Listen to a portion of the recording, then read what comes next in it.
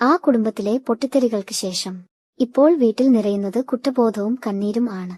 രോഹിത് തകർന്ന മനസ്സോടെ എല്ലാവരോടും മാപ്പ് ചോദിക്കുമ്പോൾ കൃഷ്ണമോളുടെ ഹൃദയവും ഉരുകിപ്പോകുന്നു.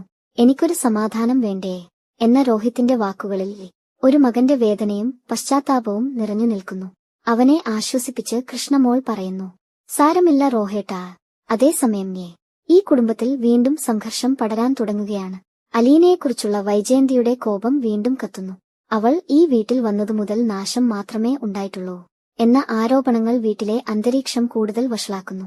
പക്ഷേ അലീന എല്ലാം സഹിച്ചുകൊണ്ട് കുടുംബത്തിനായി തന്നെ നിൽക്കുകയാണ്. ശരീരാസ്വാസ്ഥ്യം ഉണ്ടായിട്ടും അവൾ അടുക്കള ജോലികൾ ചെയ്യാൻ ശ്രമിക്കുമ്പോൾ കൃഷ്ണമോളും ഭവിതയും അവളെ കരുതലോടെ നോക്കുന്നു. ഇതിനിടെ അച്ഛനും മകളും തമ്മിലുള്ള സ്നേഹമുള്ള ചെറിയ തമാശകൾ വീട്ടിൽ ഒരു ചിരിയും സ്നേഹവും തിരികെ കൊണ്ടുവരുന്നു.